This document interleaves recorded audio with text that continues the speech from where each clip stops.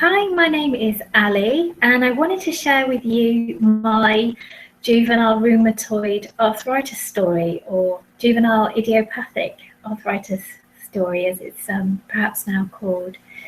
And I'm sharing this really because if you have this condition, or you know somebody who does, and maybe you wonder how life might unfold for someone, perhaps you would like to have an example of somebody's life, or maybe you've got questions that you'd like to ask me, and of course I'd be really happy to answer them. So this video really is just for me to share my story with you, and it's my hope that it helps you in some way if you have this condition.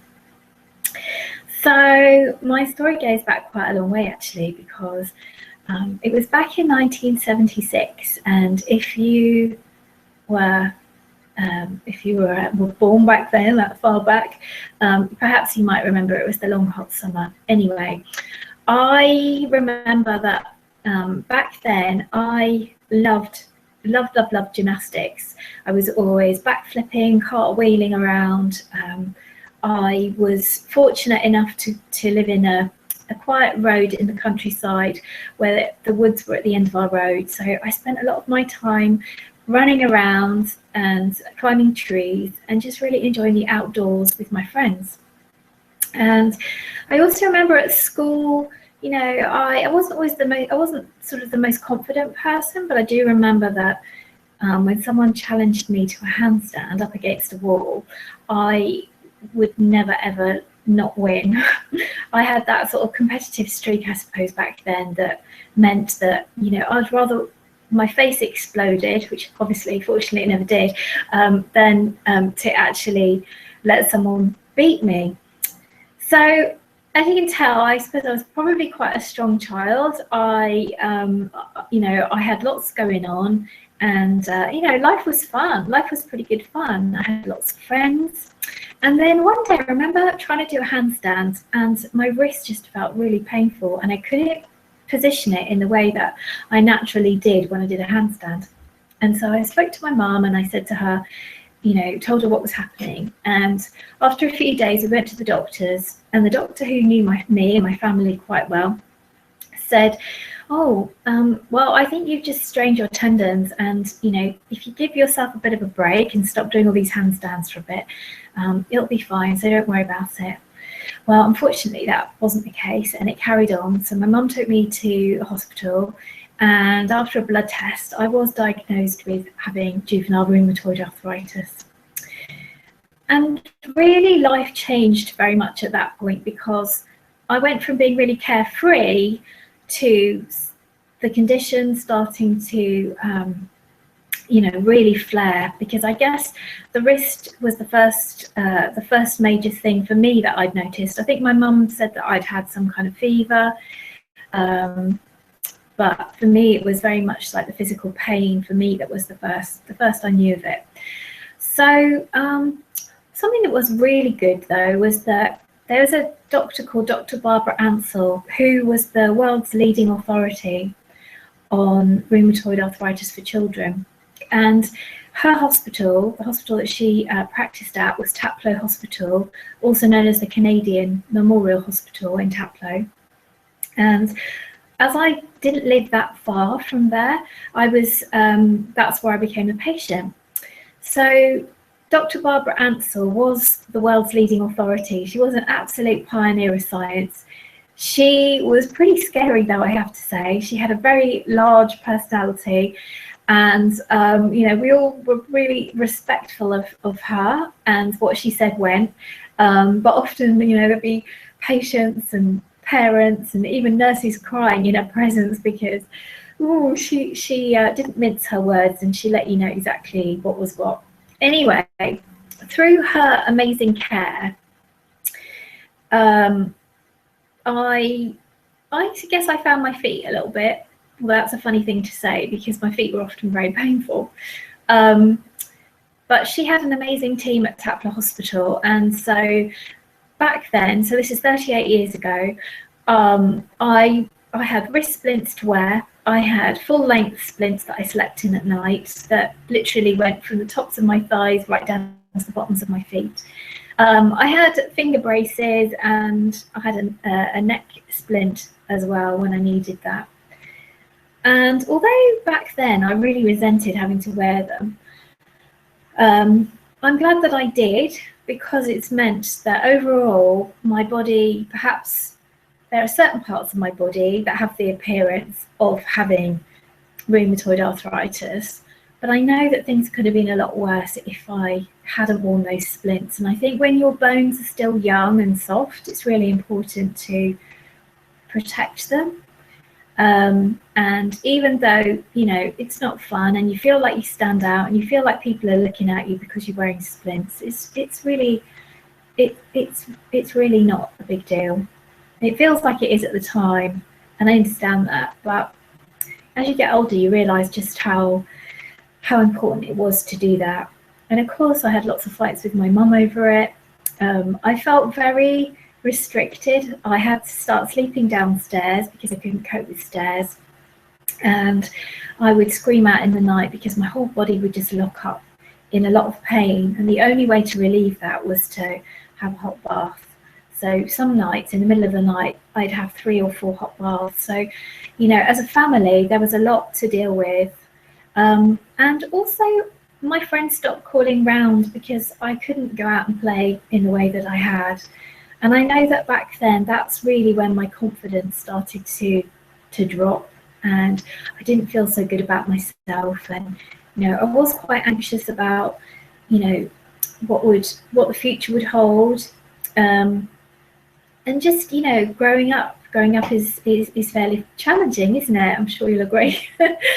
And also when I went to my middle school, so my maiden name back then was Arthur, and so you can imagine that having arthritis and being called Arthur, yeah, I would get called arthritis at times, and you know, there was a bit of bullying that went on, but nothing major, nothing too bad. But you know, even just a little bit sticks, doesn't it? Makes you sort of feel, you know, makes you feel quite vulnerable, I guess.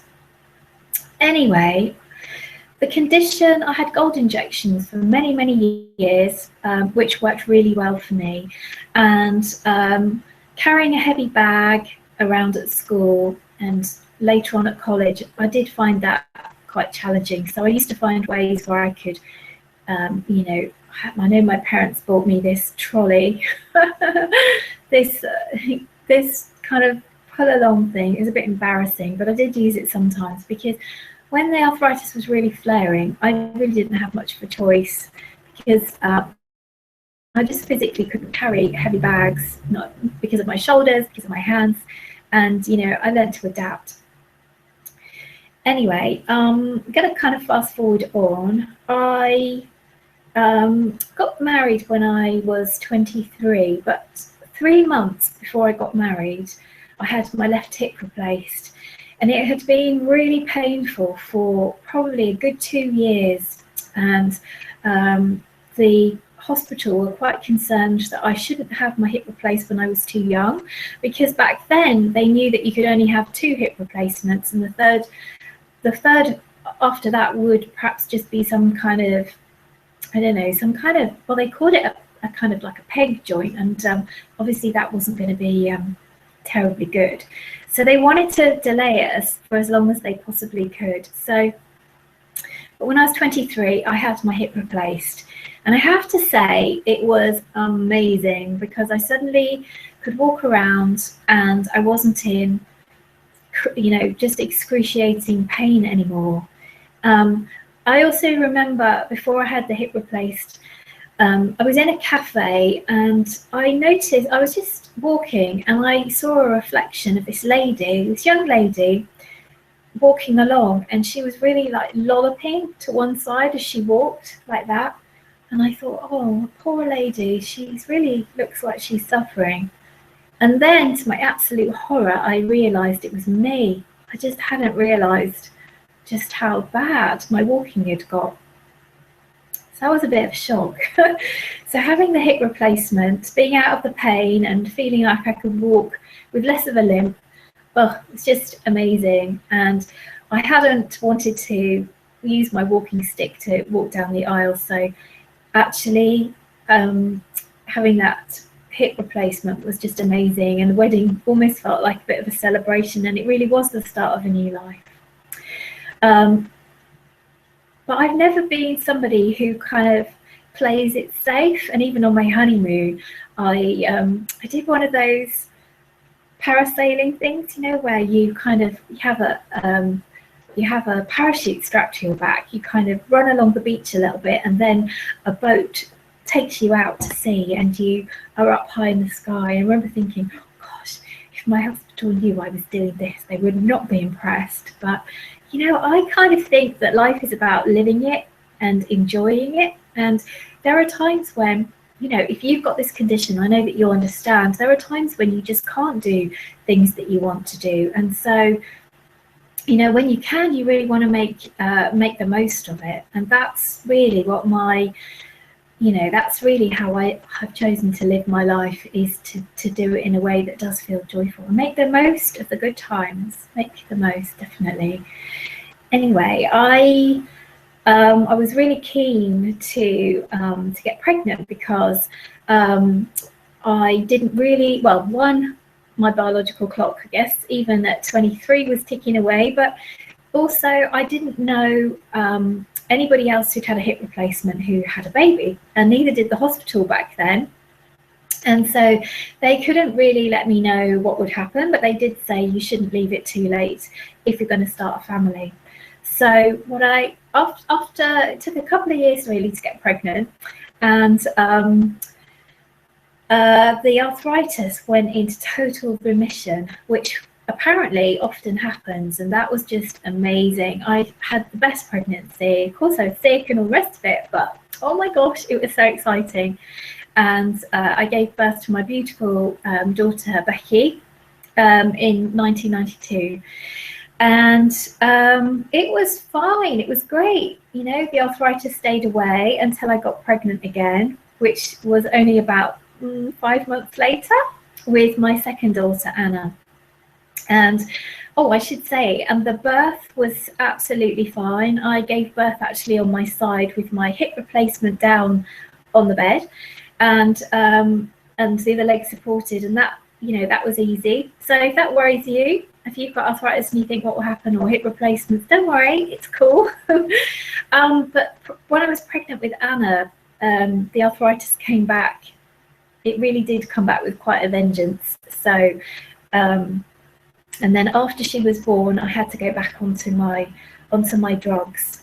Gold injections just didn't work after then, so they put me on all sorts of other things, including, well, so since then I guess I've tried a lot of the biologics. So I was on methotrexate and etanercept, and then eventually I was moved on to Humira. So I'm not going to kind of like fill you in on the rest of my life, because that probably isn't really particularly relevant. But I did become a single parent. My children were 5 and 6, and you know, I kind of learned to cope and to manage, and I had a lot of support. And my ex-husband also, you know, took his share in raising our girls, so that was good. And I had a lot of help from my family, and you know, I had some great friends as well. And now, you know, all these years on, my children now are 23 and 22, and you know, they're living their own lives, and you know, I'm living my own life as well, obviously. But I think what I've really learned over the years is that you have to take each day as it comes, and you have to be able to always see the good in your situation. You know, there was a time when I used to ask myself, why have I got this? You know, why me? But you know, the truth is, why not me? You know, it could be anybody. I wouldn't wish this on my worst enemy. I wouldn't wish this on myself, but I have it, and so I make the best of it. I think if you can wake up every day, and even if you're in a lot of pain, still think about what's going well in your life. So maybe just the fact you have a roof over your head, or that you have a lovely family, or that you've got things in your diary that you can look forward to. I think that's really what makes life fun. And I think all of us have got a story. Absolutely everybody has got some story of loss, whether it's the loss of a normal, inverted commas, childhood, or a loss of a parent, or loss of their health. Whatever it might be, I think we've all got something. So we're not really that unique, but our condition obviously is very painful, and it can be really debilitating. So I think some of the things that I found really challenging are sometimes like how I walk, or how my hands look. And now I'm 48, and well, here's my hands. They didn't always look like that. They've got, I guess, they've changed over more recent years. But what I know is that when you really look after your body and you listen to your body, and if you feel like you need to have a nap, you need to have a rest, or you need to eat more of something that you feel does you good, then do it. Go out and get as much exercise as you can, and keep exercising and moving your joints. And know that I kind of think that having rheumatoid arthritis, there have been times, yes, where I've been really low in myself. My confidence has been low. I've been very depressed. I'll be honest. I think a lot of us who have had, or who have whose bodies, I'll never say I have it. It's my body that has it. I'm not defined by it. Do suffer from depression on and off, and I think that's understandable. It's pure, really understandable. But I also think that if you can take some of the goodness out of it as well, like how has it shaped my life? Well, I had 2 amazing children when I was young. I got divorced. Maybe I would never have had children. So I'm kind of glad that I had my children when I did. And maybe if I hadn't had the arthritis, my body clock wouldn't have ticked so fast. Maybe I wouldn't have been told. No one would have been saying to me, "Have children when you're young." And also, in my business life, I spent years in the recruitment industry, and I realised what I love to do is to help other people and make a difference, make a contribution. And back when I was doing recruitment, yes, it was a struggle to kind of do the 9 to 5 and get up in the mornings, even when my body didn't really want to get moving. But being out there and making a contribution and being of service really raised my energy. And again, now what I do is I'm a self-empowerment coach for women. So the women I work with don't necessarily have rheumatoid arthritis or any kind of chronic illness, but I have a great deal of empathy. And I think having had this experience, or having this experience of rheumatoid arthritis, I can see how it shaped my life, and actually there's a lot of goodness has come from it. So I hope this has helped you. If you've got any questions, I would love you to reach out and just put a message below. I'll be really happy to answer them. And I just hope that this message helps you. And I also want you to know that no matter kind of like how you feel today, your life is still unfolding, and you know, the best is yet to come. That's what I always believe. The best is yet to come, and you know, you've got this. Your life is gonna, you know, be amazing if you allow it to be. So take those opportunities, get outside, get some air, get some exercise, and see the beauty in the world, and be really grateful for, you know, for the life that you have. So sending you loads of love. This is Ali signing out.